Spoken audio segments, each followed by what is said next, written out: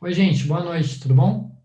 Meu nome é Clayton e eu sou um dos organizadores da Escola Livre de IA, Inteligência Artificial ao Alcance de Todos. Então, a gente tem como missão transformar a vida das pessoas e da sociedade através do ensino de IA e da área de dados. Então, quem organiza a escola sou eu, o Guilherme, o Wagner e a Priscila, né? E aí, para quem não sabe, né, a gente está com um curso também de engenharia de dados, apoiado pela i2AI. Então, esse curso ele ocorre quinzenalmente também, alternado aqui com o currículo de ciência de dados. Então, hoje vai ser uma aula de ciência de dados e semana que vem vai ser uma aula de engenharia de dados. E para a gente diferenciar isso, né? Se vocês olharem no nosso canal no YouTube, já vai o detalhe, se inscrevam no nosso canal. Toda vez que tiver um fundo azul, se refere ao currículo de engenharia de dados. A gente deixa isso no título do vídeo também. E toda vez que tiver um fundo branco, se refere ao currículo de ciência de dados. Então, são matérias bem distintas entre si, complexas e profundas por si só também. Então, a gente vem falando um pouco mais sobre ambas aqui no canal da escola. Então, a próxima aula de engenharia de dados, né, vai ser de Python 1, né, novamente falando que é um curso com apoio da E2AI. Para quem acompanha as últimas duas aulas, foram aulas de Linux, então foi Linux 1 e 2. E hoje a gente está bem feliz de receber o professor Marcos para dar aula para a gente de noções de cálculo vetorial no nosso currículo de ciência de dados. E daqui 15 dias a gente vai ter algoritmos de classificação. Vai ter uma visão geral mais o algoritmo de KNN.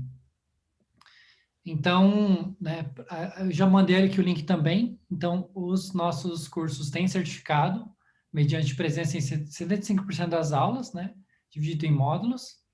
E o Form está aqui no Google já. Então, aqui estão nossos canais da escola, então se inscrevam. Já agradecendo aqui também, a gente está muito feliz de bater mais de 4 mil inscritos só no canal do YouTube. Então, tirando o LinkedIn, a nossa rede que mais tem pessoas que seguem, então para a gente é bem importante. Quem não se inscreveu ainda, se inscreva. É bem importante para a gente. Então, tem o Instagram, LinkedIn, Facebook, GitHub e o Apoia-se também. Eu vou deixar aqui o professor Marcos para seguir com a aula de hoje, gente. Obrigado.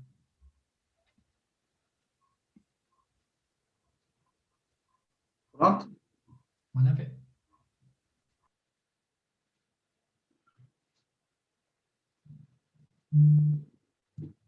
Pronto, tudo bem? Sim, sim, tudo bem. Fica à vontade. Bem, vamos lá, então. Boa noite, meus amigos. Mais uma vez, muito obrigado ao professor Clayton pelo convite. Esse projeto, né, eu acho muito bonito, muito bacana esse projeto da Escola Livre de IA.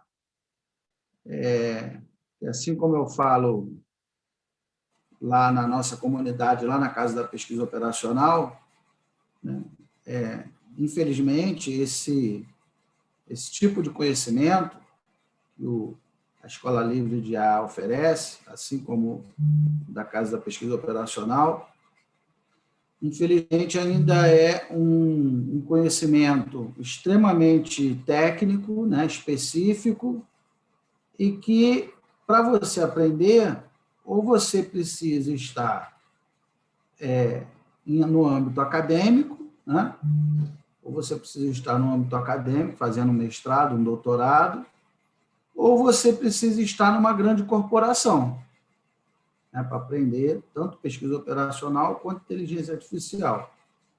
Né? Ali o seu Joaquim da padaria, se quiser utilizar um algoritmo da pesquisa operacional para melhorar a tomada de decisão dele, ele tem acesso? Infelizmente, ele não tem acesso. Né? A mesma coisa inteligência artificial. Né? Se o seu Antônio, que é gerente numa pequena empresa de móveis, ele quiser utilizar algum algoritmo, utilizando inteligência artificial, ele tem acesso? Ele não tem acesso, a não ser que ele volte aos bancos escolares, né, na universidade, ou que ele faça parte de alguma grande corporação. Né? Então, é daí que vem a proposta, tanto da escola de IA, né, quanto a nossa proposta na Casa da Pesquisa Operacional, que é proporcionar esse conhecimento de maneira livre, gratuita, para quem dele precisar, né? Está tudo lá no YouTube, de graça. Então, a proposta é exatamente essa. A proposta é compartilhar o conhecimento para que a nossa sociedade cresça, né? Produza, né? Eu acho que é daí que vem essa sinergia aí do projeto que o Cleiton faz parte e do projeto que eu e Tiago fazemos parte lá na CPO, né? E daí essa grande sinergia entre a gente, né? Eu até queria também que um dia ou o Cleiton ou outro integrante aí da equipe fosse nos fazer uma visita lá na Casa da Pesquisa Operacional para falar um pouquinho do projeto também de vocês né? E levar um conteúdo que vocês julgarem pertinente, né? KNN, seja lá o que for, né? Porque realmente eu acredito que há uma sinergia muito grande aí entre as nossas atividades. Mas vamos lá, vamos falar um pouquinho. Eu já falei um pouquinho aqui em álgebra linear, né? Falei um pouquinho de matrizes, em duas partes, né? Matrizes 1 e matrizes 2. Eu não me lembro se eu cheguei a falar em correlação linear simples. Eu fiquei de falar, não lembro se eu já falei ou não, né? Coeficiente de Pearson, etc. e tal, regressão, né? Correlação e regressão. Não me lembro se eu já falei, eu já dei essa aula tantas vezes que eu não me lembro, né? Mas se eu não falei, eu vou falar em algum momento, né? Já combinei com o Cleiton. E hoje nós vamos falar um pouquinho sobre os vetores, né? Que o tempo todo nós trabalhamos com, embora não pareça, quando se fala em inteligência artificial, quando se fala em programação com Python, né, com R, seja lá o que for, o tempo todo nós trabalhamos com matrizes e vetores, né? Então, daí a importância desse conhecimento matemático. Tanto saber trabalhar com matrizes, como é que eu multiplico matrizes, como é que eu somo matrizes, como é que eu multiplico uma matriz por um escalar, né? Como é que eu transformo uma matriz numa matriz transposta. Isso nós já vimos aqui em 2 encontros. A minha proposta não é que os senhores saiam doutores em álgebra linear, né? Em espaços n-dimensionais, a proposta não é essa. A proposta é que nós possamos proporcionar um embasamento mínimo necessário para que vocês saibam o que estão fazendo na hora lá de desenvolver um algoritmo, né? Porque acaba que muita gente baixa lá uma biblioteca do GitHub, baixa uma biblioteca do CRAN, do R, roda aquele algoritmo e não sabe nem o que está fazendo. Mas, na verdade, você está trabalhando com matrizes e vetores o tempo todo, né? Então, naturalmente que a minha proposta não é me aprofundar, né, descer profundamente aí, nem em matrizes, nem em vetores, até porque em 1 hora, 1h30 não conseguiríamos fazer isso, né? Álgebra linear são 2 semestres letivos inteiros, né? Um semestre letivo inteiro para álgebra linear 1 e um semestre letivo inteiro para álgebra linear 2 e depois mais um semestre inteiro só para análise vetorial.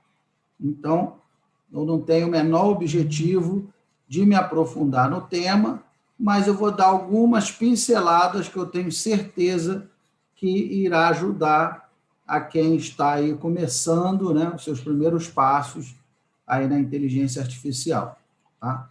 E qualquer dúvida, aqui é o que eu falo lá na Casa da Pesquisa Operacional, lá na nossa comunidade. A lógica não é a lógica de que o professor está falando e os alunos assistem passivamente. Não é essa a lógica. A lógica é que aqui nós tenhamos um espaço de construção do conhecimento.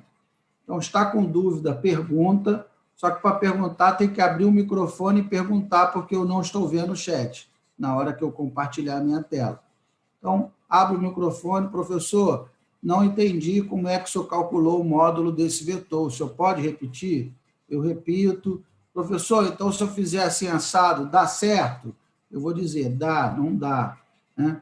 Então, aqui é um espaço justamente de construção do conhecimento, e se eu não souber, eu vou falar, olha, não sei, vamos ver, vamos tirar essa dúvida, vamos ver aqui no Google, vamos pesquisar, né? É claro que eu não sei tudo e não tenho a menor pretensão de saber, né?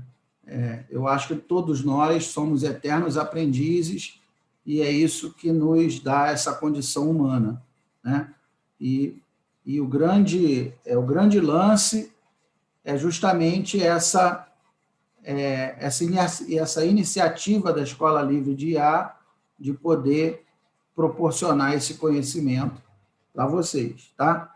Então, vamos lá. Então, vamos começar a bater um papo aqui sobre vetores. Deixa eu compartilhar aqui minha tela. Então, aí, essa é a nossa aula de hoje. Então, noções de cálculo vetorial. Eu já disponibilizei para quem quiser baixar essa apresentação, é só escanear esse QR Code, que automaticamente vocês irão baixar o PDF da apresentação, né, completo, com tudo que eu vou falar aqui. Então, eu já disponibilizei para que vocês possam baixar esse material. Não precisa nem ficar pedindo depois, professor, pede lá o professor Marcos para mandar. Não, já está aí, já está disponível para vocês. Então, foi o que eu estava conversando com o Cleiton, né? Antes de começar essa turma, né?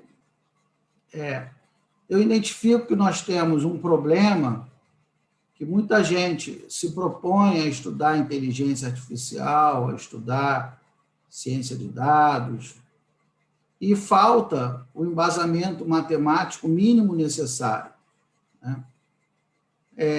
Tem até um livro do como é que é o nome dele? Acho que é Granville, né? Eu sou até amigo dele no LinkedIn, até no outro dia estava conversando com ele. Vou lembrar o nome dele, agora eu esqueci.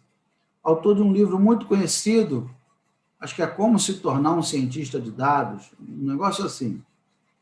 E aí ele apresenta justamente esses conteúdos que eu falei, né? Estatística, álgebra linear, porque é isso mesmo, é isso por trás de qualquer algoritmo que está rodando, né? KNN, ModTree, no final das contas, nós temos aí uma matemática por trás disso tudo, né? Então, é claro que você não precisa ser um profundo conhecedor, mas você tem que ter uma noção, você precisa ter uma noção do que está acontecendo, né? Bem, então, aí, para quem não me conhece, existe, né, eu coloquei aí um resumo do meu background, da minha experiência. Então, eu tenho 28 anos na Marinha, né, quase 3 décadas, né, de experiência. Fiz colégio naval, escola naval, fiz a viagem de ouro em 2001, fiquei 10 anos embarcado em navios de guerra, e há 10 anos eu sou pesquisador de um centro de pesquisa da Marinha, aqui no Rio de Janeiro, Centro de Análise de Sistemas Navais, e trabalho especificamente, durante todo esse período, na divisão de pesquisa operacional, né? Sou professor de PO, no Centro de Adestramento Almirante Marques de Leão e na Escola de Comando do Estado-Maior do Exército. Fiz uma especialização em instrumentação matemática. Na época que eu fiz, nem havia o R, né? Eu fiz em MATLAB e no Maple. Depois eu fiz um curso de aperfeiçoamento no Instituto de Matemática Pura e Aplicada, em 2007. Fiz o curso de governança de TI na Fundação Getúlio Vargas. E aí, na Marinha, eu saí da parte operacional de navios e fui para a área de ciência e tecnologia, quando eu fui fazer o meu mestrado em pesquisa operacional na UFRJ. Fiz o mestrado, terminei o mestrado, fiz o doutorado também em PO, em Sistemas de Apoio à Decisão e Logística. Terminei o doutorado, emendei num pós-doutorado, lá na Universidade Federal Fluminense, e depois fiz o meu segundo pós-doutorado em Ciências e Tecnologias Espaciais, lá no Instituto Tecnológico da Aeronáutica, lá em São José dos Campos. Então, fiz meu segundo pós-doc e, atualmente, eu faço parte da diretoria da Sociedade Brasileira de Pesquisa Operacional, sou professor do MBA em Data Science e Analytics da USP, junto com o professor Luiz Paulo Fávero, e sou professor de Matemática Avançada do Instituto Militar de Engenharia. Então, resumidamente, esse é o meu background, só para que vocês me conheçam um pouco. E aí está o nosso schedule, Vamos conversar sobre esses itens aí, vamos tentar conversar sobre esses tópicos aí durante esse tempo aí que nós temos. Depois, se houver interesse, se houver demanda, enfim, eu posso montar um curso mais aprofundado ainda de análise vetorial. A ideia aqui é a gente fazer um curso mais básico, uma introdução, mas se houver interesse, eu posso carregar um pouco mais na tinta no conteúdo sobre análise vetorial. É o que eu sempre falo, a minha ideia é dar uma aula que todos entendam tudo.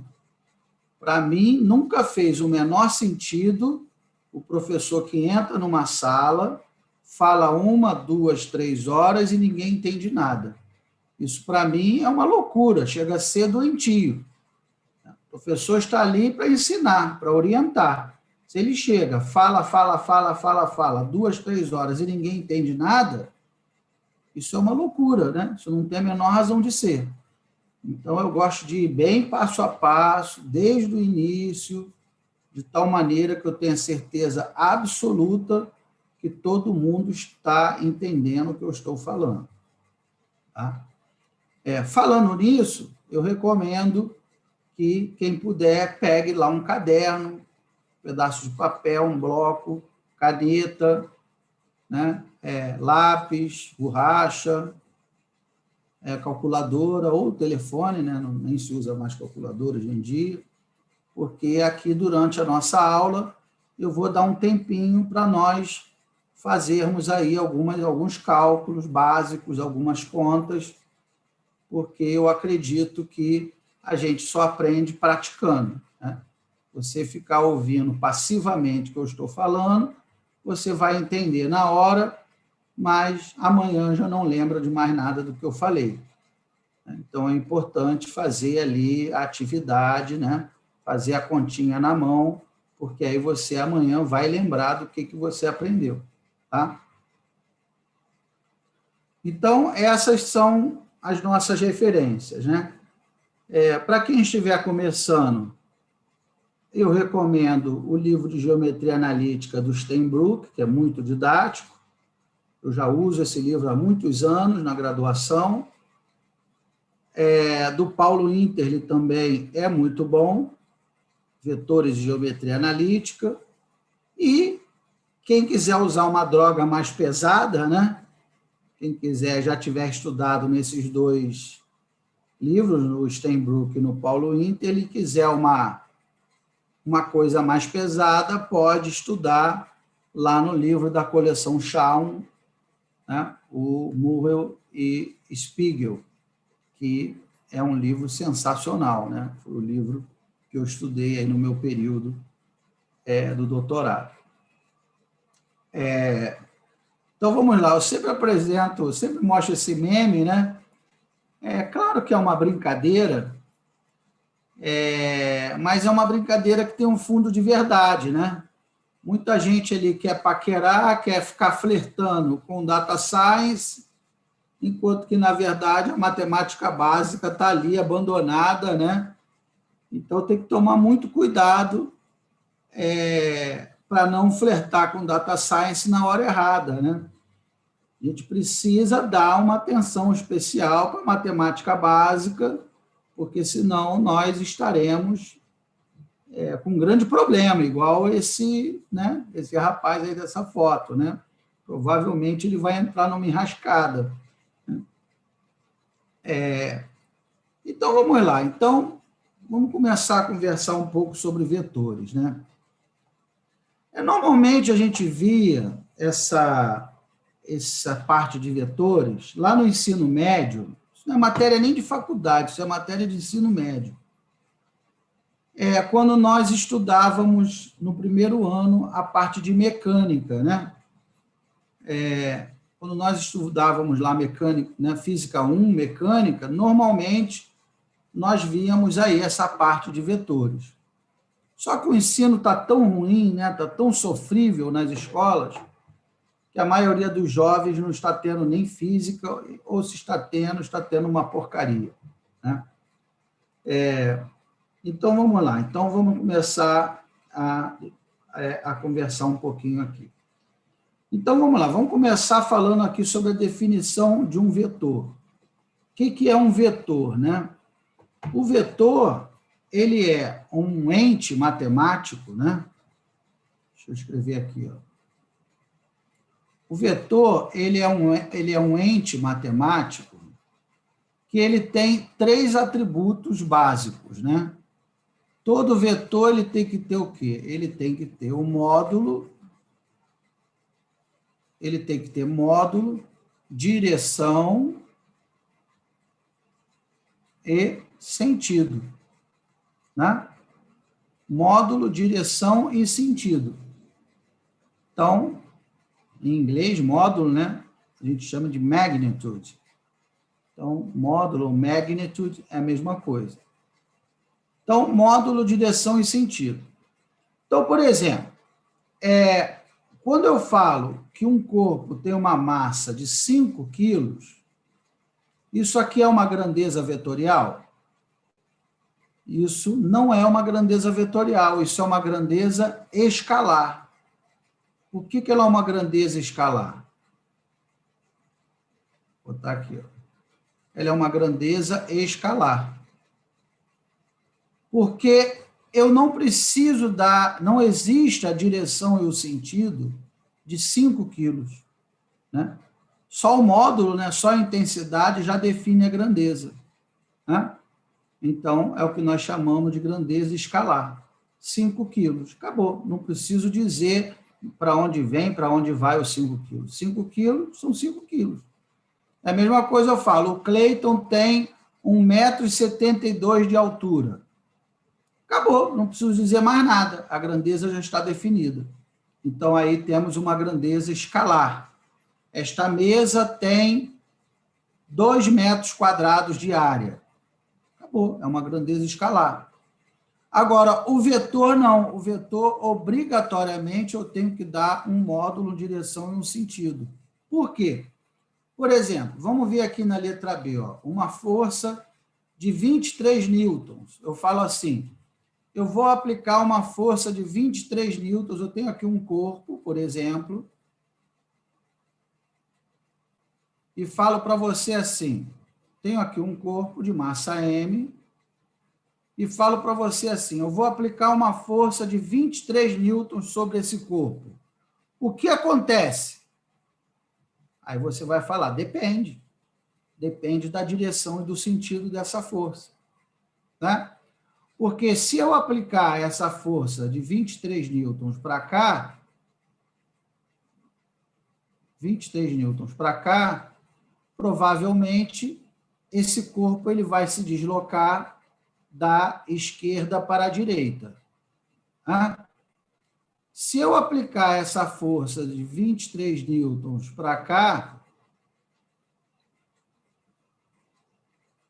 ele vai se deslocar da direita para a esquerda, né?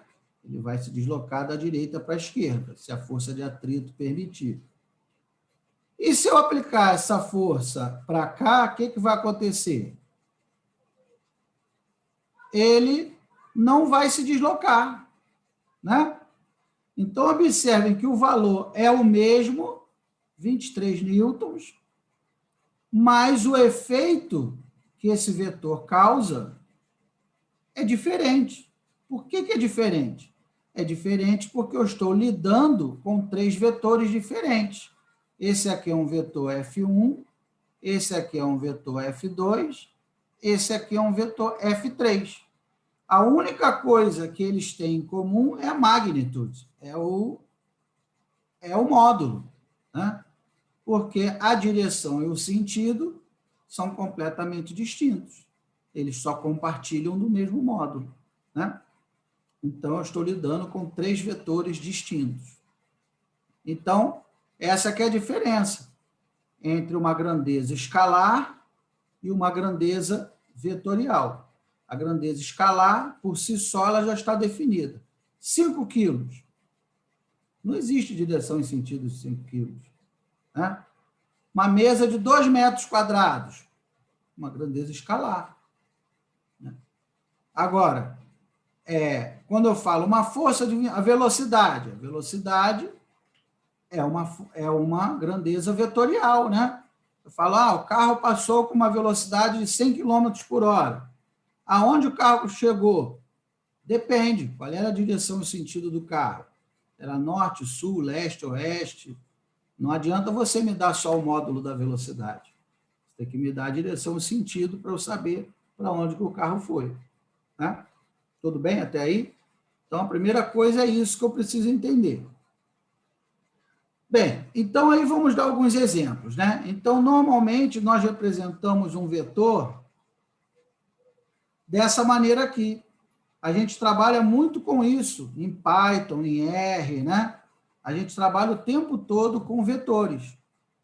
Então, eu tenho lá um vetorzinho A, normalmente eu represento por uma letra minúscula com uma setinha em cima, e eu tenho lá um vetor A 0 e 5. O que esse vetor A representa?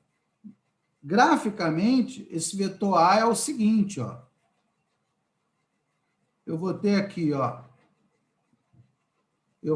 Quando eu tenho esse A aqui, isso aqui é a mesma coisa que um valor x1 e x2, né?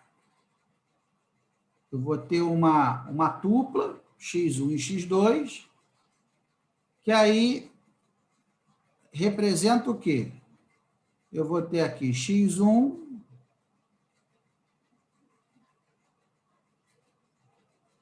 aqui x2, né? Então, x1 igual a 0 e x2 é igual a 5. Então, eu vou vir aqui, ó, 1, 2, 3, 4, 5.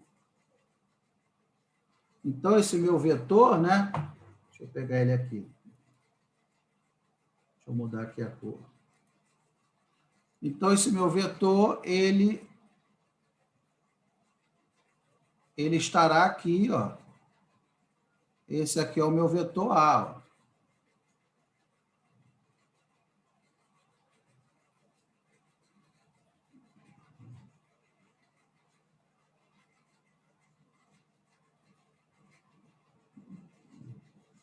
Minha caneta não está funcionando legal. Deixa eu ver. Agora acho que foi.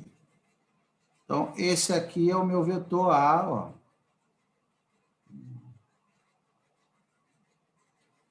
A gente representa por uma setinha.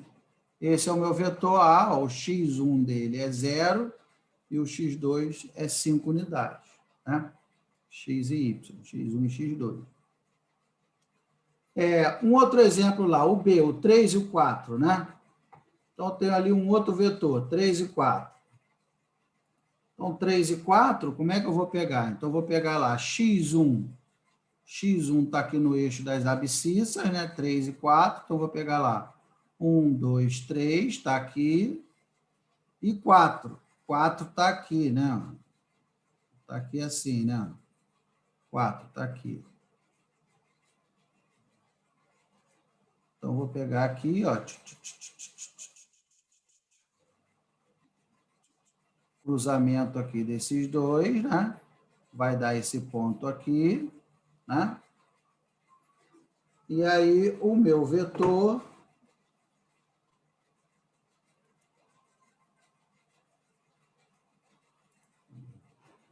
E aí o meu vetor vai ser esse vetor aqui, né?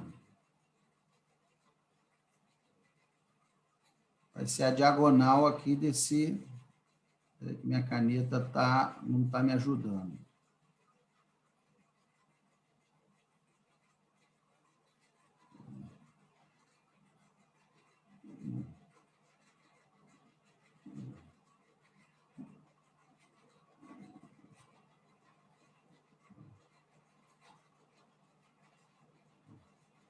Esse aqui é o vetor B. Olha lá, tem os valores 3 e 4. Né? Se eu for pegar lá, então esse aqui é o vetor B. É esse vetor aqui, né? É esse segundo que eu acabei de fazer. Se eu for pegar o vetor C é menos 6 e 10. Então, vou pegar lá, ó, menos 6 e 10. Vou prolongar aqui.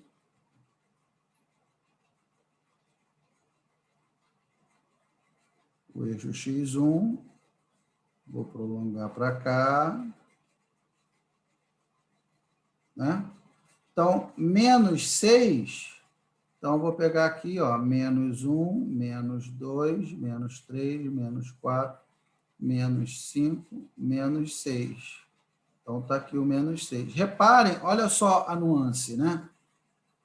Repare que eu posso representar o meu vetor tanto assim, ó, eu posso representar um vetor V1, tanto como uma matriz linha, como uma matriz coluna. Tanto faz, né? Então, eu posso representar um vetor assim, ó, 1, 0 e 4, né? Que aí eu tenho lá, ó, x1, x2 e x3, ou eu posso representar esse vetor 1 assim, ó, na forma de um vetor coluna. É a mesma coisa, dá no mesmo, 1, 0 e 4. Eu estou trabalhando com o mesmo vetor. Pode ser uma matriz linha ou pode ser uma matriz coluna, tanto faz. Né? Por isso que eu fiz questão de colocar aqui 2 exemplos com uma matriz linha e 2 exemplos com uma coluna, porque dependendo da situação, você vai ver de um jeito ou de outro. Né? Então, nosso amigo C lá, menos 6 e 10. Né? Então, aqui eu vou pegar o 10 agora. Ó. Eu vou pegar o 10. Deixa eu dar uma prolongada ali, peraí. Deixa eu dar uma apagada ali. Deixa eu dar uma apagadinha aqui. Isso. Então, vou dar uma prolongada aqui nesse eixo x2. Faz de conta que está retinho, né?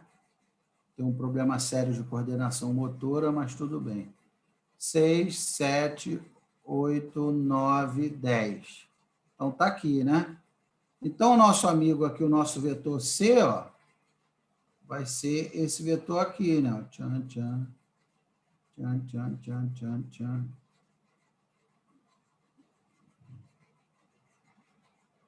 Tchan, tchan, até chegar lá no 10, né? Ó. Até chegar lá no 10, né? Então, o nosso vetor C está lá no segundo quadrante.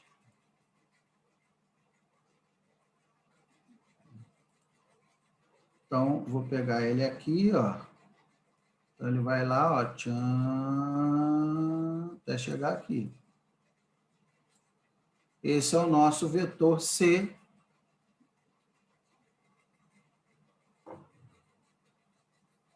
Esse é o nosso vetor C, que é menos 6 e 10, né? Esse nosso camarada aqui. Menos 6 e 10. Então, ele pode estar tanto na horizontal, se ele estiver na horizontal, o x1 é o primeiro termo, né? 3 e 4. x1 é o 3, x2 é o 4. Se ele estiver na vertical, se ele for uma matriz coluna, o primeiro termo é o x1, o menos 6, o segundo termo é o x2. Né? Aí você fala assim, ah, professor, e se tiver com 3 termos, igual está aqui? Bem, reparem que aqui, né, No primeiro caso e no segundo, no primeiro, no segundo e no terceiro casos, aqui, nós estávamos aonde? Nós estávamos no espaço R2, né? Com duas dimensões, x1 e x2. Né? Aqui nós estamos trabalhando no R2. Espera aí, consigo fazer o 2 aqui. Aqui, no R2. Né? Já aqui, nós estamos trabalhando no R3, no espaço tridimensional. Né? Então, vamos ver um exemplo. Então, esse nosso, como é que fica? Vou apagar tudo. Posso apagar? Se alguém quiser dar um print, dá o print aí que eu vou apagar. Então, deixa eu apagar aqui. Então, se alguém quiser fazer esse camarada aqui, né, o D, esse vetor tridimensional, né, como é que ele fica graficamente? Ele fica mais ou menos assim, né? Ó. Deixa eu ver se eu consigo, se a minha coordenação permite. Espera aí. Então, ele fica mais ou menos assim, né? Ó.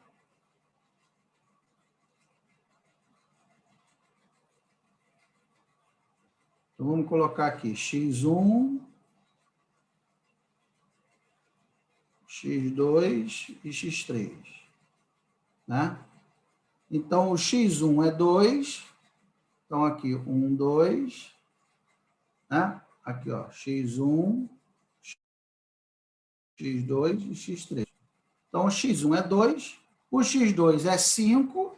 Então, aqui, 1, 2, 3, 4, 5.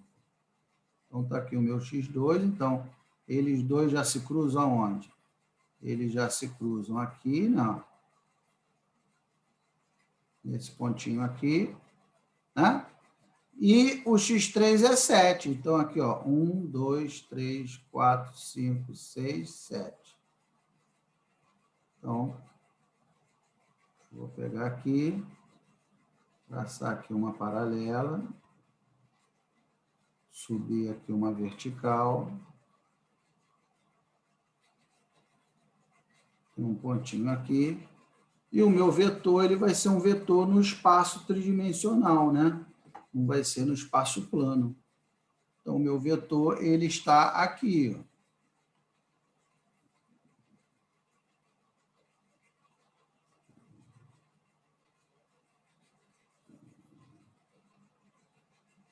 Esse aqui é o meu vetor D tridimensional.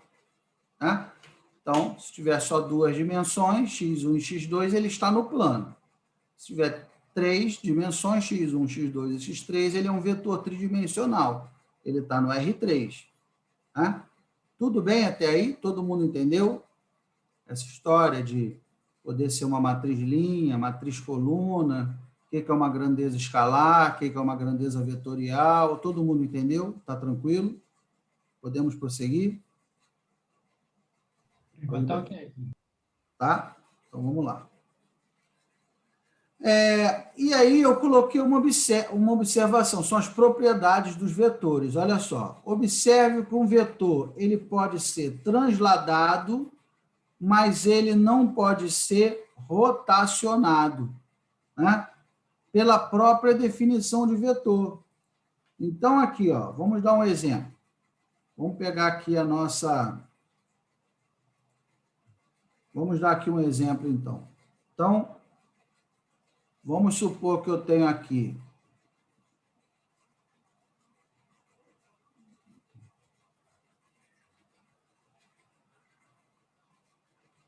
Eu tenho, então, aqui x1 e x2.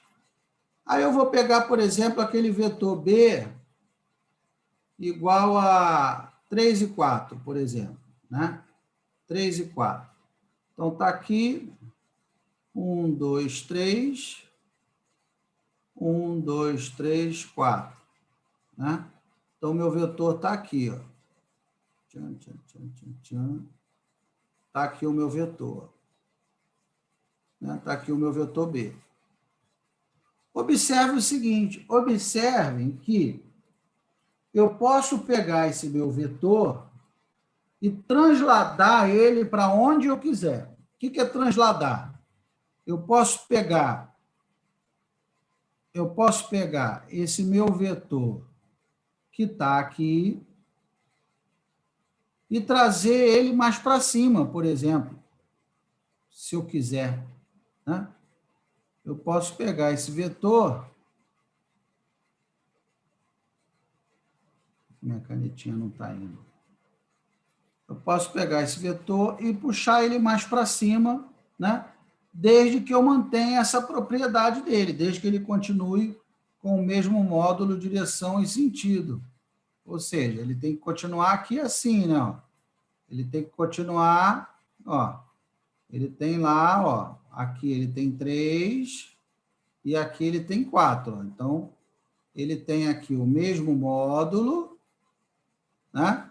A mesma direção, né? Para cima, a mesma direção, né? Porque são retas paralelas, e o mesmo sentido, para cima. Eu posso pegar ele aqui, ó, e transladar ele para... Posso transladar ele para onde eu quiser. Que é a origem. Posso trazer ele para cá, se eu quiser. Né? Então, desde que ele mantenha... Então, aqui paralelo. O mesmo módulo, a direção e o sentido. Ou seja, eu posso transladar o meu vetor para onde eu quiser, num determinado espaço. Né? Essa é uma propriedade interessante para se trabalhar com vetores. Posso transladar ele para onde eu quiser. Aquele método matemático que eu criei, né, chamado... Eu fui um dos criadores, né, na verdade eu não criei sozinho, foi uma equipe de cientistas, mas aquele método Simple Aggregation of Preference Expressed by Ordinal Vectors, método Sapir-Whorf, foi exatamente dessa maneira que nós pensamos. Cada decisor, ele gera um vetor, e no final nós fazemos a translação de cada vetor para fazer a composição vetorial, já que quando eu translado o vetor, eu não altero o vetor, porque ele continua mantendo o módulo, a direção e o sentido. Né? Esse método, inclusive, eu apresentei em 2019, lá em Dublin, lá na Irlanda, no European Conference on Operational Research, que é um dos maiores eventos de pesquisa operacional do planeta. Então, foi um método novo que nós criamos e fomos apresentar lá para a comunidade científica internacional. Agora, repare o seguinte, eu posso transladar o vetor, mas eu não posso rotacionar o vetor, ainda que eu mantenha o mesmo módulo, né? Ainda que eu mantenha o mesmo módulo, se eu pegar aqui um outro vetor, se eu der um giro aqui nesse vetor, ó, der um giro aqui, por exemplo, e coloco ele aqui para baixo, né? Então, por exemplo, né? Observem que pode continuar. Isso aqui, no caso, seria um raio, né? Seria um raio aqui de uma circunferência. Então, todo mundo aqui tem o mesmo módulo, né? Então, esse vetor B, esse vetor aqui, ele mantém o mesmo módulo desse aqui. Só que ele não mantém mais a mesma direção e o mesmo sentido, né? Então, eu estou lidando com outro vetor completamente diferente do vetor B, né? Então, esse é um conceito importante que nós devemos prestar atenção, de que um vetor ele pode ser transladado, contudo, ele não pode ser rotacionado. Se ele for rotacionado, você está alterando o seu vetor. Né? E observe que um vetor ele pode ser Rn. O que isso quer dizer? Ele pode ser n-dimensional. E aí é claro que um vetor... Deixa eu mudar aqui a cor. Um vetor R2 e R3, nós conseguimos visualizá-lo, né? nós conseguimos representá-lo numa folha de papel. Já um vetor R4 em diante, nós não conseguimos mais, porque, né, o olho humano, a nossa percepção, só acompanha até o plano e o espaço, né, o R2 e o R3. Então, eu posso ter um vetor V1 igual a 1 e 5. Esse vetor eu consigo representar, é um vetor que eu estou no R2, né? Eu posso ter um vetor V2 igual a menos 4, 1 e 7, por exemplo. Eu consigo representá-lo também de maneira a visualizá-lo, né? É um vetor aqui que está no R3, né? É um vetor que está no espaço tridimensional, como no slide anterior que eu fiz. Agora, eu posso ter um vetor V3, por exemplo, assim, né? Vou colocar aqui na forma de uma coluna: 1, 2, 4, 7, 0 e menos 1. Isso aqui é um vetor também, que ele está no R o quê? 1, 2, 3, 4, 5, 6. É um vetor que está no R6. Né? Então, ele está em 6 dimensões. E aí, infelizmente, nós não conseguimos visualizar 6 dimensões. Pode ser que seres, né, em outras galáxias, em outros espaços, consigam, né? Eu até acredito que eles existam. Então, esses seres conseguem ver, né, de outros espaços, outros mundos, outras galáxias. Esses seres são capazes de enxergar no R6, no R7, né, no R10. Agora, nós, humanos, com a nossa capacidade limitada, só conseguimos enxergar no R1, R2 e R3. Tudo bem até aí? Vamos lá. Bem, e aí vamos falar aqui na notação de Grassmann, né? O que é a notação de Grassmann? Muitas vezes, vocês vão ver que um vetor é representado assim, ó, um vetor V1 é igual a AB. E esse valor AB é igual a B menos A, que é a extremidade menos a origem do vetor, né? Só que no caso AB são os pontos dos vetores, né? As extremidades do vetor. Então, eu vou ter aqui assim, ó. Eu vou ter aqui x1 e x2, e aí eu posso pegar aqui num plano qualquer, né, ó, um vetor definido por 2 pontos. Então, a notação de Grassmann, ela é especialmente especial quando eu tenho um vetor definido por 2 pontos. Né? Então, vamos supor aqui, ó, eu tenho aqui um ponto A, que é aqui, ó, vamos colocar aqui, ó, por exemplo, o ponto A está aqui no 3 e 5, por exemplo. Né? Esse par ordenado, 3 e 5. 3 e 5. Aí, o ponto B, vamos supor que está aqui no 7 e aqui no 9. Então, o ponto B é um par ordenado 7 e 9. Né? Então, o que a notação de Grassmann me diz?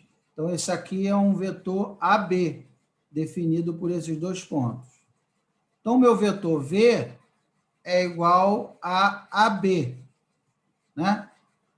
Esse AB, para achar esse vetor, é só fazer o quê? O ponto B menos o ponto A. Né? Então, o meu vetor V vai ficar o par ordenado 7, 9,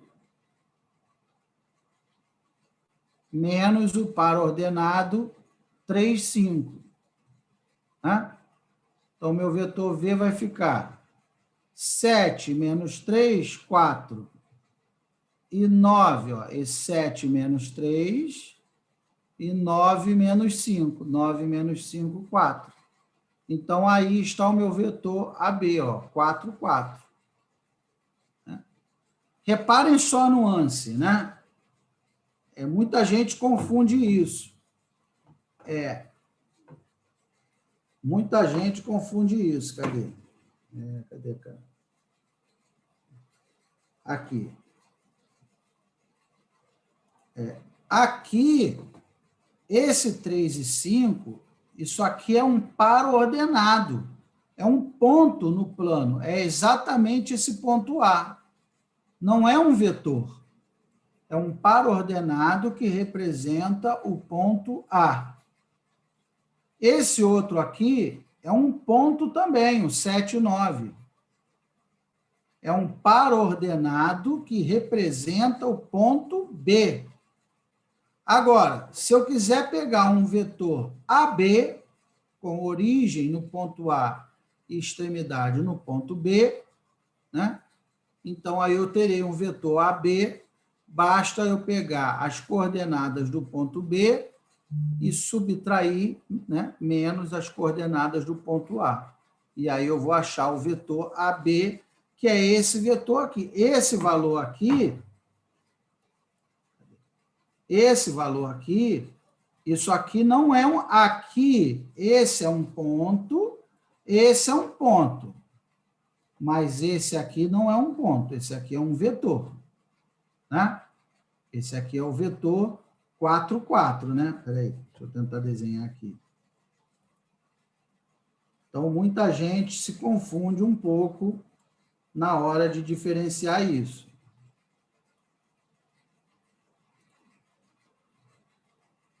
Deixa eu botar aqui uma canetinha vermelha. Então, o que eu tenho aqui é o quê? Deixa eu colocar aqui os pares ordenados de novo. Os eixos aqui. Então, aqui, x1, x2, aí 1, 2, 3, 4, 1, 2, 3, 4. Não, 4 e 4. E aí eu tenho aqui, ó, tchan, tchan, tchan, tchan, tchan, tchan, tchan. Tchan, tchan, tchan, tchan, tchan, tchan, tchan. Aí tá aqui o meu vetor, ó. Tá aqui o meu vetor V, 4, 4. Né? Repare que ele fez. Ele pegou exatamente a ideia de translação, né? Ele pegou um vetor que estava lá no espaço, lá em cima, e trouxe ele para onde? Trouxe ele aqui para a origem, né? Trouxe ele para cá, 4 e 4, mas ele manteve o mesmo módulo, a mesma direção e o mesmo sentido. Então, é para isso que serve a notação de Grassmann, né? A notação de Grassmann, ele serve para representar um vetor que é dado por dois pontos do espaço. Então, eu tenho um vetor P e Q. Então, se eu quiser pegar o vetor PQ, é o par ordenado Q menos o par ordenado P. E aí eu vou trazer... Na verdade, isso tem um nome em análise vetorial que se chama vetores equipolentes, né? São dois vetores equipolentes. Eu pego ele no espaço, né, n-dimensional, e trago ele para a origem. Né? Então, aí eu estou achando um vetor equipolente. Tudo bem até aí? Tranquilo? É importante conhecer essa notação de Grassmann. Tá? Tranquilo? Bem, aí depois nós temos o módulo de um vetor. Né? Que é o módulo de um vetor? Como eu falei, todo vetor ele tem que ter módulo, direção e sentido. Então, já conversamos sobre a direção e sentido, agora vamos falar no módulo. Né? Se vocês pegarem algum livro em inglês e tal, eles chamam o módulo de magnitude. Né? Então, como é que eu calculo um módulo de um vetor?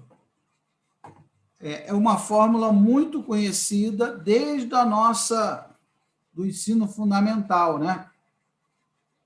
Então, vamos lá, na letra A, né? Na letra A, veja bem,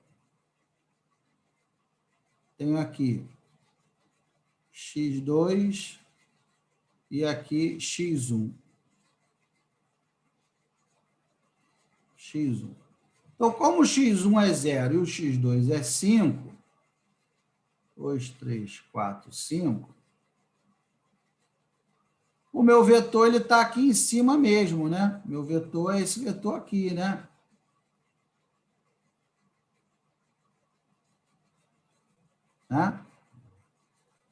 Então, o meu vetor ele tem 5 unidades, porque ele está exatamente em cima do eixo aí x2, né? Do eixo das ordenadas.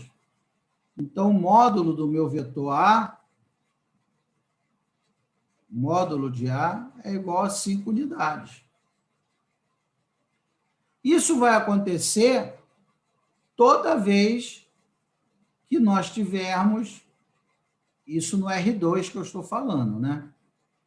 Toda vez que uma das dimensões for 0, né?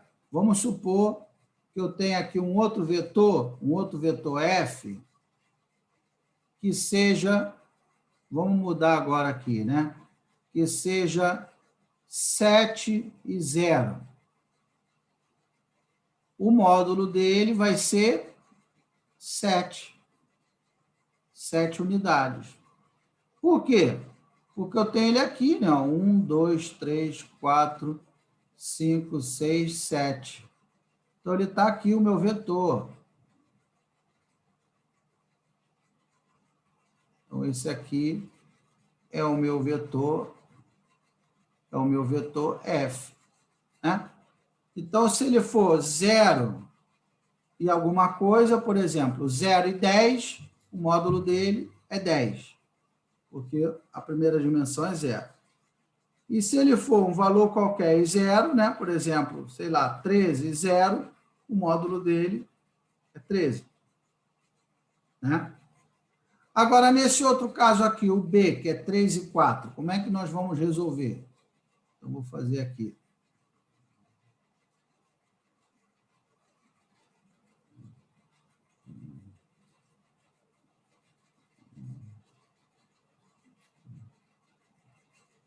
x1, x2, 1, 2, 3. 1, 2, 3, 4. Então, aqui e aqui. E aqui está o meu vetor. Como é que eu calculo o módulo dele, o módulo de B? Eu vou fazer um teorema de Pitágoras, né? Não sei se vocês se lembram, né? O teorema de Pitágoras. Eu tinha aqui, né? Ó, eu tenho aqui um ângulo de 90 graus, né? É para um triângulo retângulo, um ângulo de 90 graus. Aqui é a hipotenusa, que é o A, e aqui são os catetos, né? E aí, o que diz o teorema de Pitágoras? Que o quadrado da hipotenusa é igual à soma dos quadrados dos catetos. Esse é o teorema de Pitágoras. Então, é exatamente o que nós vamos utilizar aqui para calcular o módulo de um vetor, né? Por quê? Porque aqui, ó, eu tenho aqui, ó, um ângulo reto, né? E o nosso triângulo está aqui, ó. Então, esse aqui é o nosso triângulo, ó, nosso triângulo retângulo.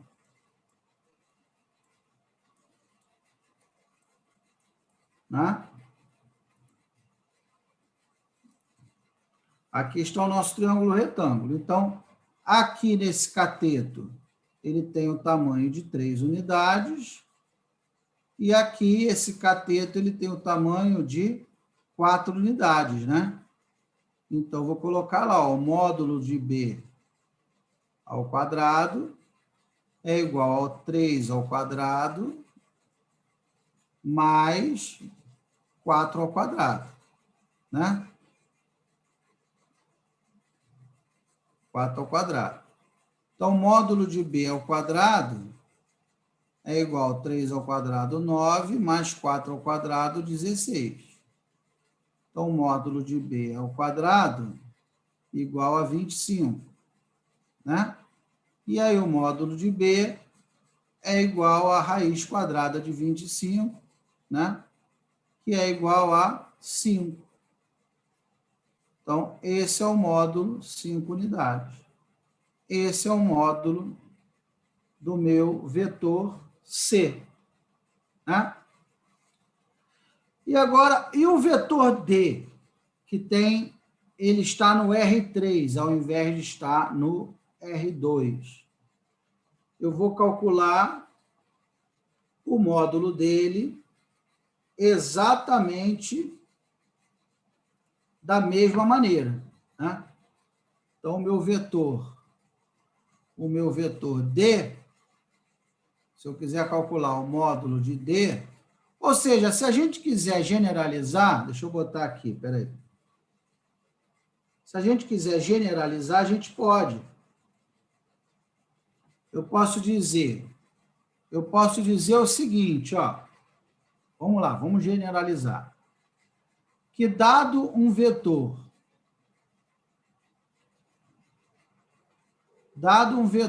V igual a x1, x2, x3, pontinho, pontinho, xn, o módulo desse vetor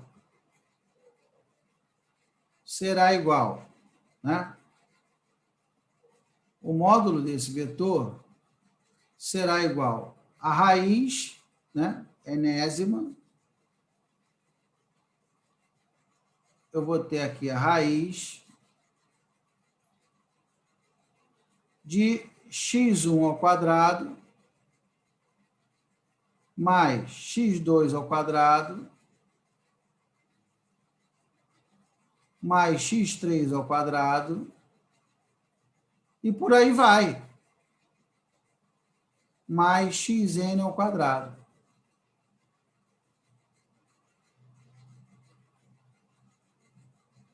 Xn ao quadrado.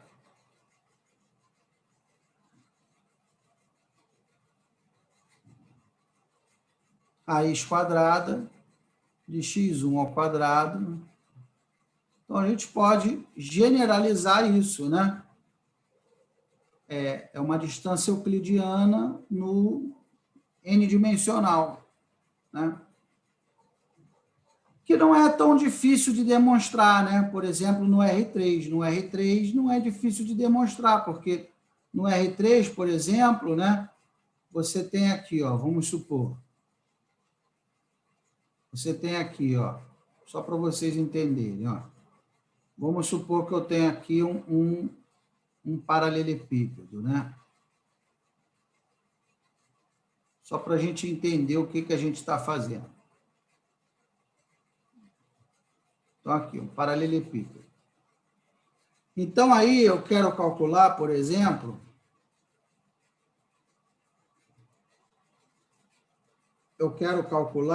deixa eu pegar aqui, essa distância aqui, ó, daqui até aqui, ó. Quer dizer, aqui a gente está no R3, né? Aqui a gente está no R3, no tridimensional, né? Então, ó, eu quero calcular... Pô, saiu horrível nessa... Saiu terrivelmente ruim essa...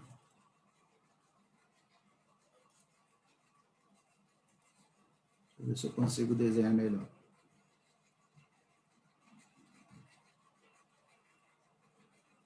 Tá aqui, agora melhorou.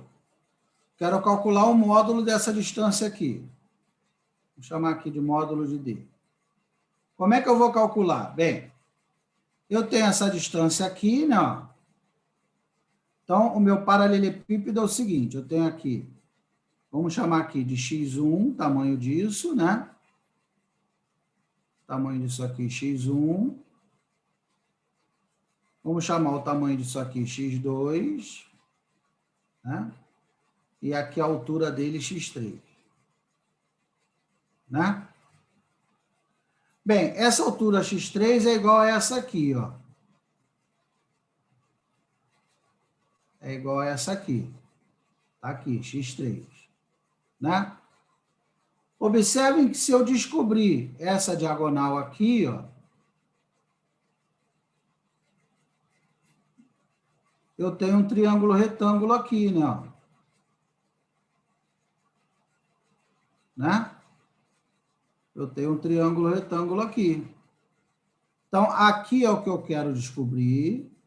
Esse aqui eu já tenho, é a altura do meu paralelepípedo. E eu ainda não sei essa distância aqui, ó. Vou chamar de K. Né? Aqui 90 graus. Então, agora eu vou fazer um teorema de Pitágoras aonde? Vou fazer um teorema de Pitágoras aqui, ó. Nesse triângulo desse plano aqui no chão, ó.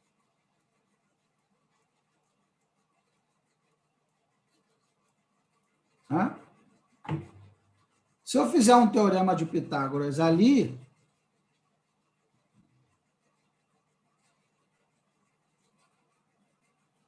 aqui, o que vai acontecer? Vai ficar k quadrado é igual a x2 quadrado mais x1 ao quadrado, né? Não é isso? K quadrado é igual a x2 quadrado mais x1 quadrado. E no triângulo azul, que é o módulo de D que a gente quer calcular, e aqui no triângulo azul, puxar para cá, o que vai acontecer? Eu vou ficar lá com... Eu vou ficar lá que módulo de D ao quadrado é igual a x3 ao quadrado mais k ao quadrado.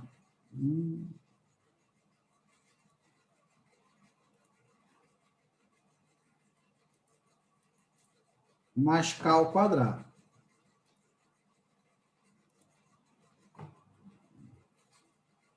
Aqui. Aqui, k ao quadrado, certo? Nesse triângulo azul, módulo de D ao quadrado é x3 ao quadrado, x3 ao quadrado, mais k ao quadrado. Só que k ao quadrado é x2 mais x1. Eu posso substituir aqui, ó, no lugar do k quadrado. Então, módulo de D ao quadrado vai ficar x3 ao quadrado, e no lugar do k, eu vou colocar o quê? x1 ao quadrado mais x2 ao quadrado. Né? Então, meu módulo de D ao quadrado vai ficar x1 ao quadrado mais x2 ao quadrado mais x3 ao quadrado. Ou seja, o meu módulo de D vai ser igual, né, a raiz quadrada de x1 quadrado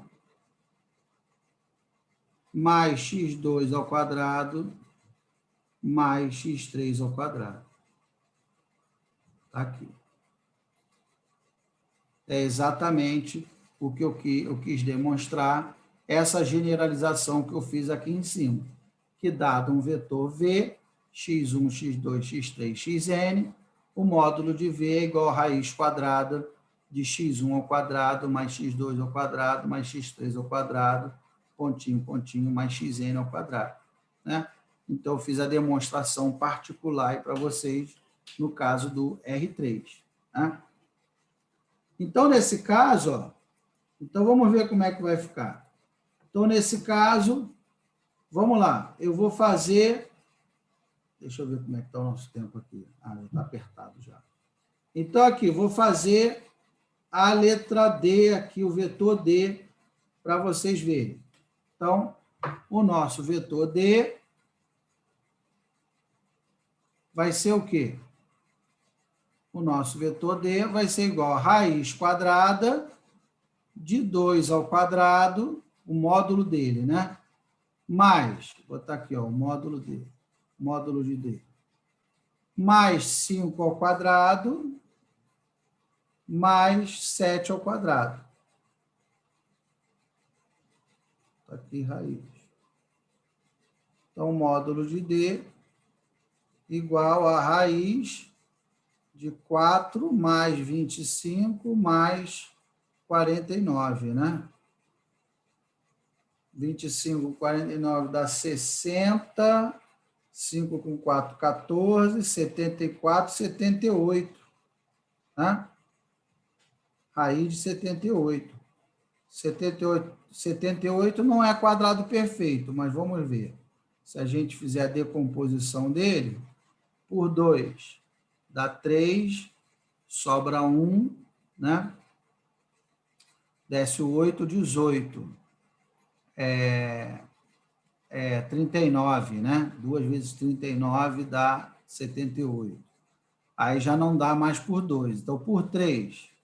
Por 3 vai dar 1, 1 e 3, né? 1 e 3. 13, né? E 13 é primo, né? 13 só dá por 13. Né? 2 vezes 3. Vamos lá. Confirmar aqui. 2 vezes 3 vezes 13. É isso mesmo. Então, não dá para decompor ele, né? Não dá para ninguém sair da raiz, né? Porque é 2 vezes 3 vezes 13. Então, acabou. O módulo do vetor é esse mesmo. Raiz de 78. Né? Ali o vetor é. Como é que vai ficar o vetor é? O módulo dele. Então, vai ficar raiz, ó, de 1 ao quadrado, mais 0 ao quadrado, mais menos 3 ao quadrado, mais 4 ao quadrado.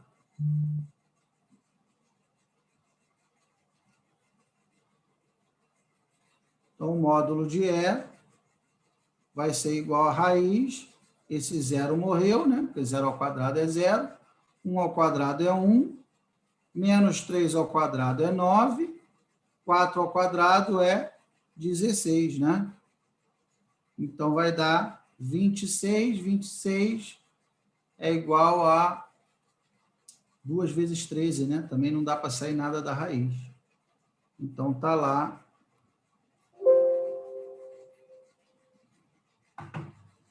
Desconectou aqui, né? Então, tá lá. O meu... Saiu aqui.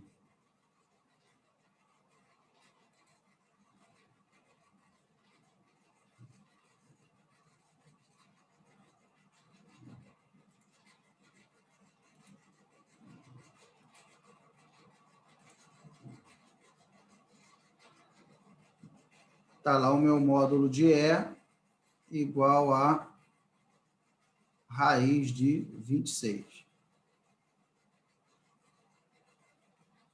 Tudo bem até aí? Alguém ficou com alguma dúvida no cálculo de um módulo de um vetor?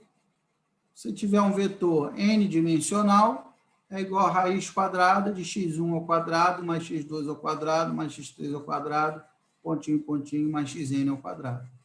Né? A gente usa direto essa fórmula lá em Python, em R, né? Tudo bem? Tranquilo? Professor. Vamos lá. Bem, aí vem a adição de vetores. Deixa eu ver aqui, nosso tempo já está quase acabando. Como é que eu faço a adição de vetores? Tem outras operações que eu quero falar. Se for o caso, a gente pode marcar uma outra aula para a gente falar sobre isso, né? Tem bastante coisa para falar. Mas vamos fechar aqui na adição de vetores, então.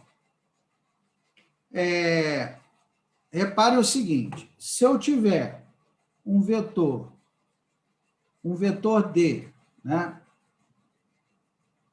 Aqui um vetor D, menos 2 e 6. Então, vamos ver aqui graficamente como é que ele fica. Bem, algebricamente é o seguinte, ó. Quando eu tenho um vetor V1 igual a, vou botar aqui, x1 e x2, e um outro vetor, V2, igual a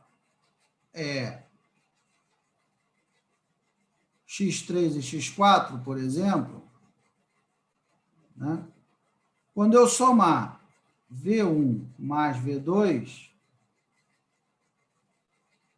é só eu somar a abscissa desse aqui com a abscissa desse e a ordenada desse com a ordenada desse, né? Ou seja, então aqui o meu vetor soma vai ficar x1 mais x3 e x2 mais x4. Tá? Só isso. Então, aqui, por exemplo, se eu pegar o meu vetor D mais o meu vetor E, vai ficar igual ao quê? Vai ficar 6 e menos 2, somado com menos 4 e 4. Tá? Então, isso aqui vai ficar 6 com menos 4 e menos 2 com 4. Tá? Então, 6 com menos 4 dá 2 e menos 2 com 4 dá 2. Esse é o meu vetor soma, 2 e 2. Vamos entender graficamente o que aconteceu. Vamos entender aqui. Por que isso dá certo, né, essa soma? Vamos entender aqui olhando os vetores. O que aconteceu foi o seguinte, ó. Eu tenho aqui o x2 e aqui o x1. Né? Aí o D é 6 e menos 2, né? Então, vou ter aqui, ó. 1,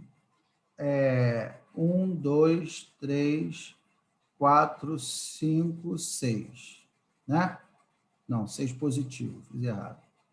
1, 2, 3, 4, 5, 6.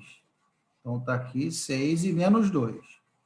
1, 2, menos 2. Então, o meu D está aqui, né? Então, o meu vetor D, ele está aqui, ó. Né? Já sabemos disso. Esse aqui é o meu vetor D. E o meu vetor E está onde? Está lá, ó, menos 4 e 4.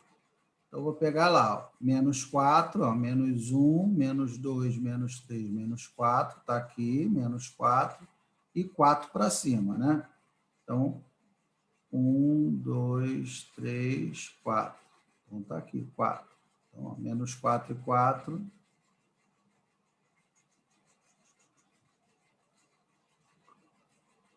Esse aqui é o meu vetor, né? Está aqui, né?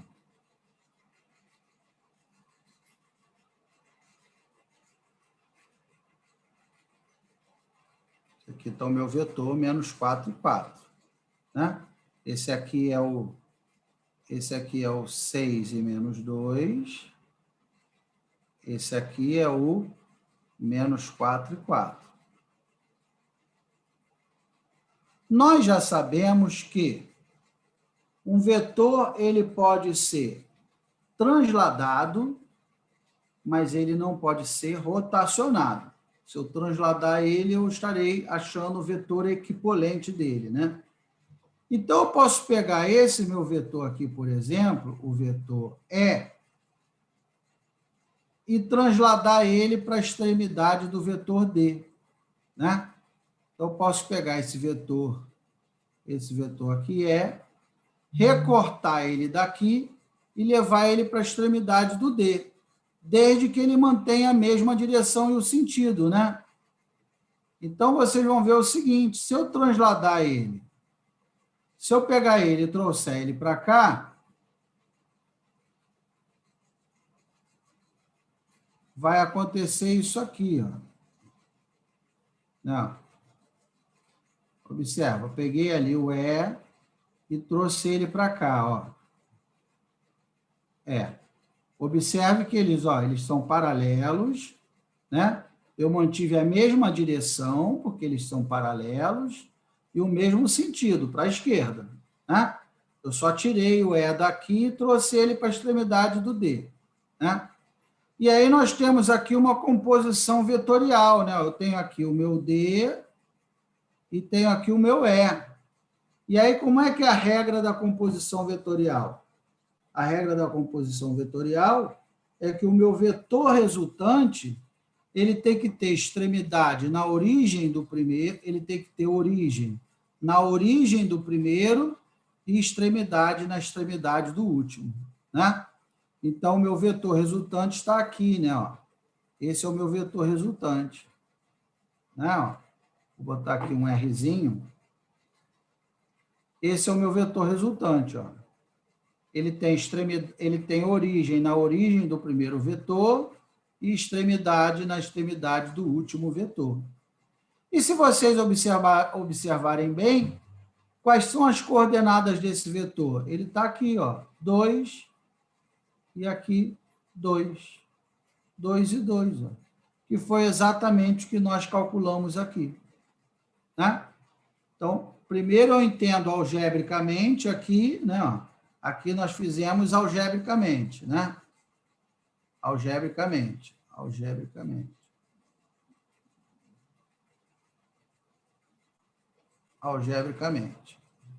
Essa minha caneta está uma porcaria. E aqui nós fizemos graficamente. Então, a gente precisa ter essas duas visões, né? Do que a gente está fazendo algebricamente, o que a gente está fazendo graficamente. Né? É claro que algebricamente tem um potencial muito maior, principalmente porque eu trabalho com vetores n-dimensionais. Então, vai chegar uma hora que, naturalmente, eu vou ter um vetor com 40 dimensões, eu não consigo ver o R40. Né? Mas, se você conseguir abstrair ali no R1, R2, R3, depois a gente consegue fazer para qualquer Rn. Né? Bem, e aí o nosso tempo já está avançado, se for o caso eu converso aí com o Cleiton, a nossa aula estava prevista aí até as 20h30, nós ainda temos mais algumas coisas para conversar, né? Então, olha só que detalhe, ó. Observe que os vetores devem ter a mesma dimensão. Eu só consigo adicionar dois vetores de mesma dimensão. Né? Ou tem que ser R1 com R1, ou tem que ser R2 com R2, que foi o caso que eu acabei de fazer aí, né? Eu somei dois vetores no R2. Eu não consigo somar, por exemplo, eu tenho aqui um vetor V1, eu não consigo somar um vetor V1, por exemplo, 2 e 7, eu não consigo somar com um vetor V2 igual a 3, 4 e 1. Né? Por que eu não consigo somar esses dois vetores? Essa operação não existe, ela não é possível. Por isso que muitas vezes dá erro lá quando a gente está programando em Python, em R, né? Porque o tamanho do vetor, né, é diferente, as dimensões do vetor. Né? Então, aqui eu tenho um vetor no R2. E aqui eu tenho um vetor no R3. Eu não consigo somar um vetor do R2 com um vetor do R3. Aí dá erro, né? Porque observe que os vetores devem ter a mesma dimensão. Aí, às vezes, a gente não entende por que está dando erro lá no nosso algoritmo, é por causa disso, porque a gente está tentando somar, adicionar dois vetores de dimensões distintas. Tá bom? Tenho certeza aí que com muita gente já deve ter acontecido isso. E a gente não entende por que está dando erro. É por causa disso.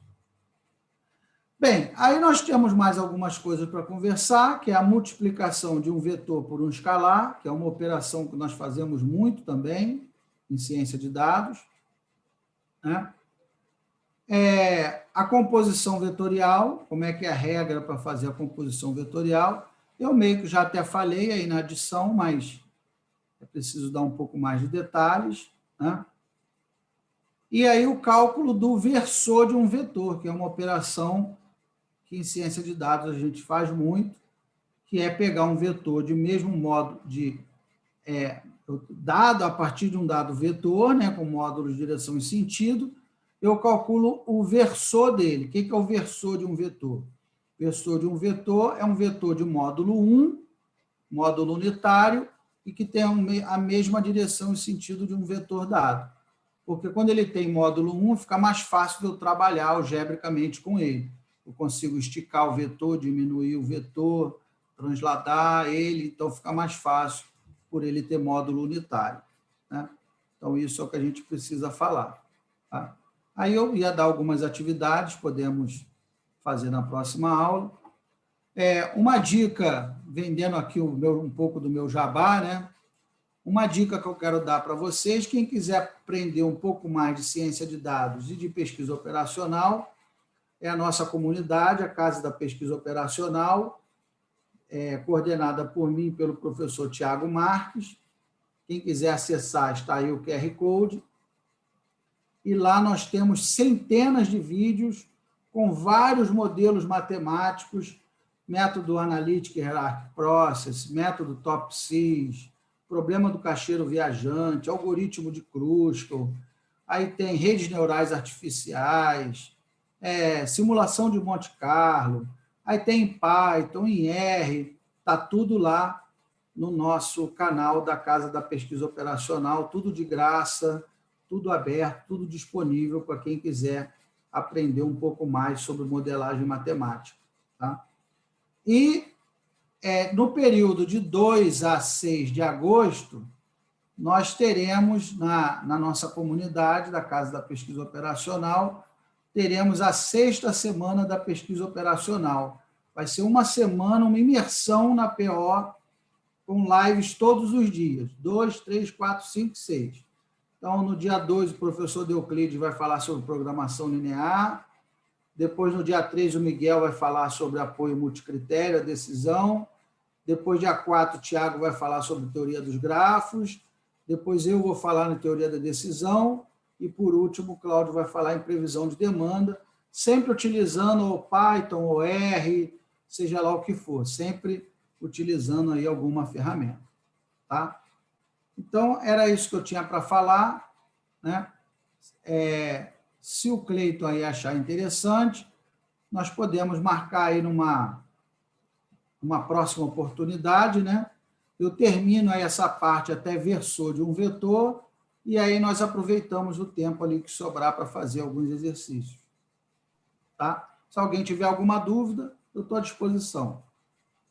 Bem legal, professor. Tem uma pergunta que o Thiago fez bem lá mais no começo, que ele, na hora que você estava mostrando os eixos, ele perguntou assim, como ficariam os eixos? X1 abscissa, X2 que seria o eixo, Uhum. que seria o eixo Z, e X3 ordenada?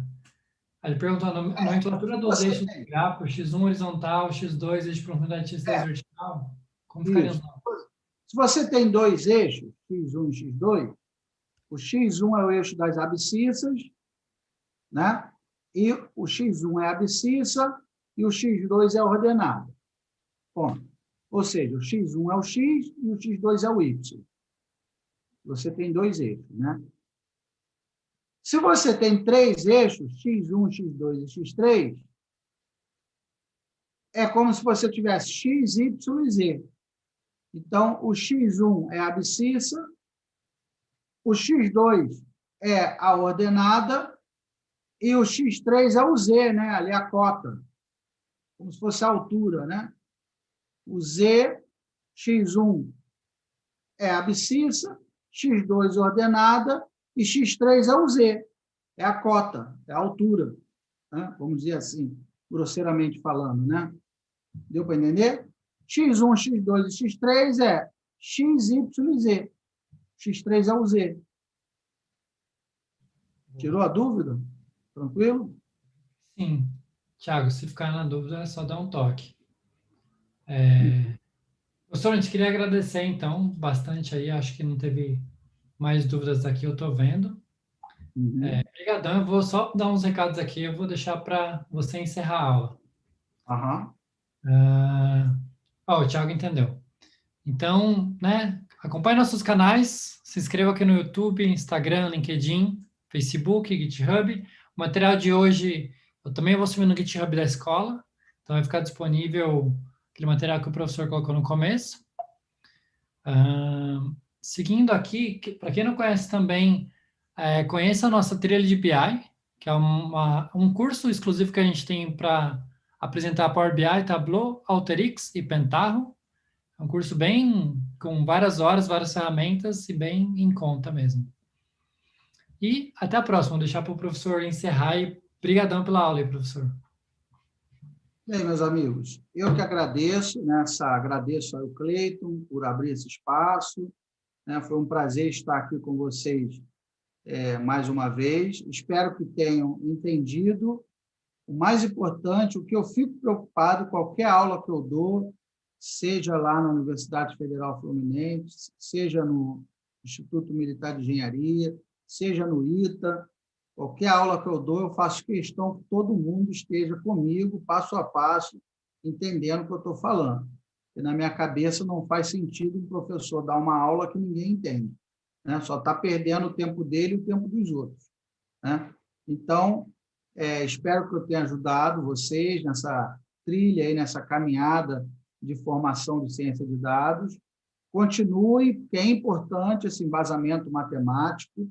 Não existe cientista de dados sem esse embasamento matemático mínimo necessário, né? Se você não tiver essa base matemática, o que vai acontecer? Você vai avançar até um determinado ponto, vai até conseguir fazer algumas coisas interessantes, KNN, papapá, mas vai chegar uma hora que você vai parar, porque a falta da base matemática não vai permitir que você avance mais. Então, é importante conhecer esses conceitos de álgebra linear, de matrizes, de vetores, bem básico, não é nada muito aprofundado, não, mas o básico vocês vão precisar, tá? Então, espero aí ter dado a minha singela contribuição, tá? E se houver aí a necessidade, se houver a demanda, né? Se o público achar interessante, nós podemos continuar, marcamos uma outra aula, terminamos aí essa parte de vetores, e aí a gente pode fazer mais alguns exercícios, tá? Então é isso, fica o meu agradecimento, boa noite, e se cuidem, fiquem com Deus. Valeu, gente, brigadão. Valeu por quem acompanhou até agora. Até mais.